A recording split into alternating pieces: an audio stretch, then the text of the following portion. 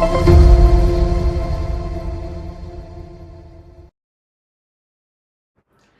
Friends, welcome to Annam's recipes. இன்றைக்கி இந்த வீடியோவில் பீட்ரூட்டை வச்சு பக்கோடா தான் செய்ய போகிறோம். பீட்ரூட் வந்து நிறைய பேருக்கு பிடிக்காது அதோட ஸ்மெல்லுனால.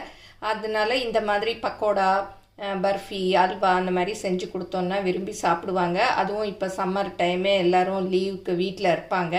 இந்த மாதிரி வெஜிடபிள்ஸை வச்சு செஞ்சு கொடுத்தோன்னா வெஜிடபிள்ஸும் சேர்ந்த மாதிரி இருக்கும்.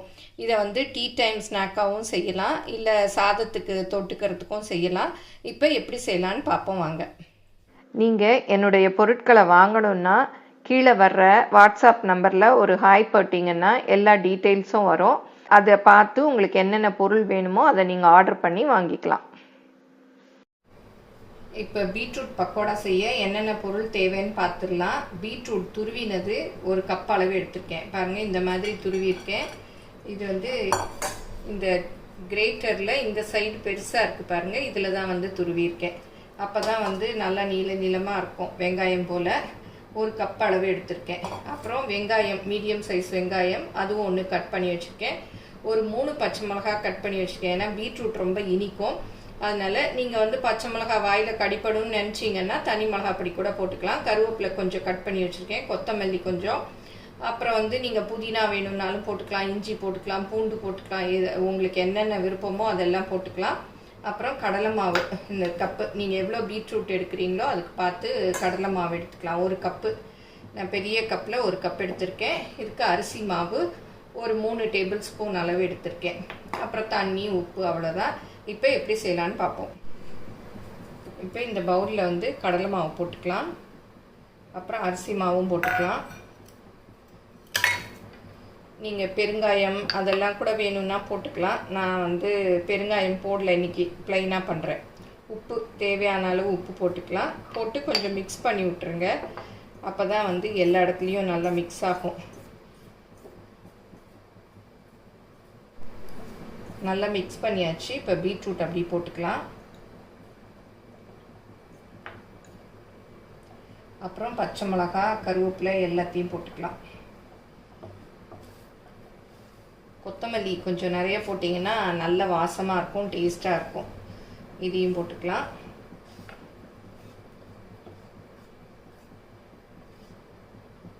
பீட்ரூட் அதிகமாக இருக்கும்னு கொஞ்சம் நிறுத்தினேன், சரி அதையும் போட்டுக்கலாம். இப்போ இது எல்லாத்தையும் நல்லா மிக்ஸ் பண்ணிக்கணும்.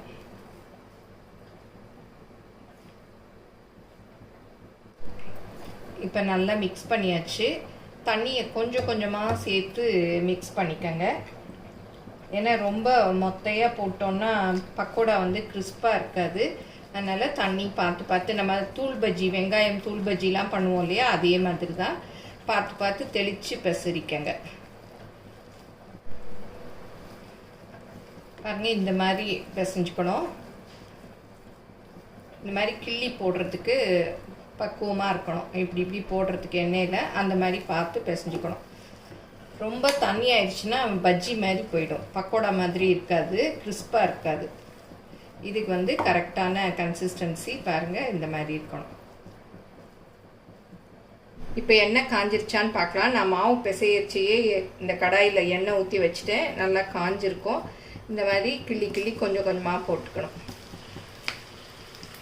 கையை வந்து கழுவிட்டு போட்டிங்கன்னா நல்லா வரும். அந்த பிசைஞ்சதோடு போட்டோன்னா நல்லா க்ளீனாக போட வராது.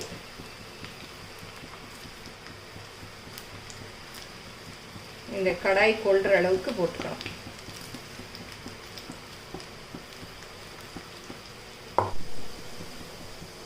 அடுப்பை வந்து குறைச்சி வச்சுக்கணும், ஏன்னா கருகி போயிடும். மீடியமில் வச்சுக்கணும். பாருங்கள், நல்லா செவந்துருச்சு. ஒரு பக்கம் செவந்ததும் திருப்பி விட்டுக்கணும்.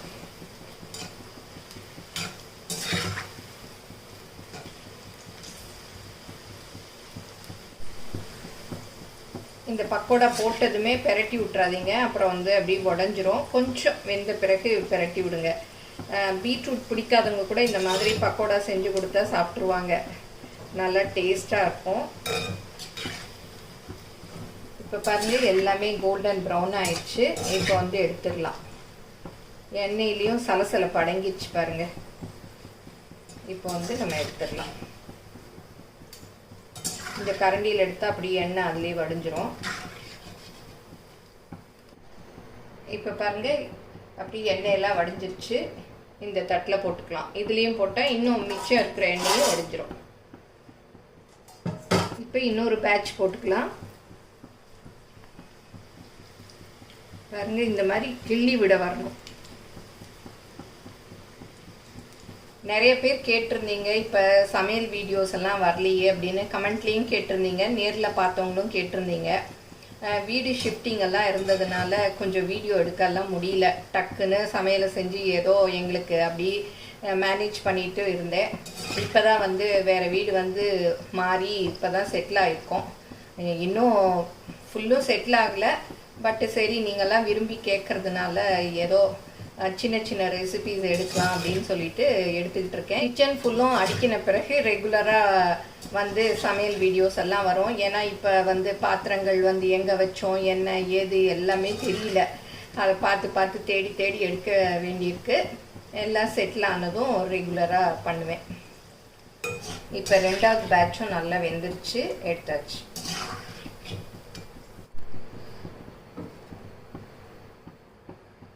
போடுறச்சு இந்த மாதிரி சத்தம் கேட்கணும். பாருங்கள், நல்லா சத்தம் கேட்குது, நல்லா கிறிஸ்பாக இருக்குது.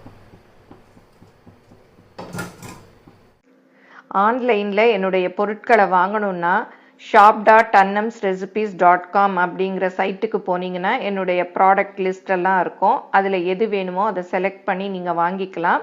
Credit card, debit card options எல்லாம் இருக்குது. நீங்கள் ஆர்டர் பண்ணி வாங்கிக்கலாம். இப்போ பீட்ரூட் பக்கோடா கரை மொறுன்னு ரெடி ஆகிடுச்சு. இதை சாம்பார் சாதம், தயிர் சாதம், ரசம் சாதத்து கூட தொட்டு சாப்பிட்லாம். அதுவும் இந்த வெயிலுக்கு எதுவுமே சாப்பிட பிடிக்காது இல்லையா? இந்த மாதிரி வெஜிடபிள்ஸை வச்சு பக்கோடா செஞ்சோம்னா சாப்பிட ரொம்ப டேஸ்ட்டாக இருக்கும்.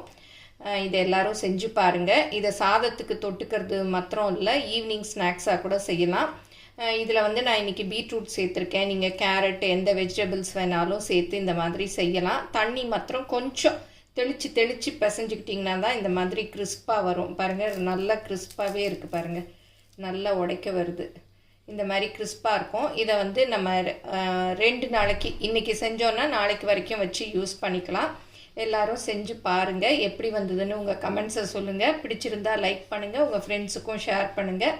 ஃபேஸ்புக், இன்ஸ்டாகிராமில் அன்னம்ஸ் ரெசிபீஸை ஃபாலோ பண்ணுங்கள். தேங்க்யூ.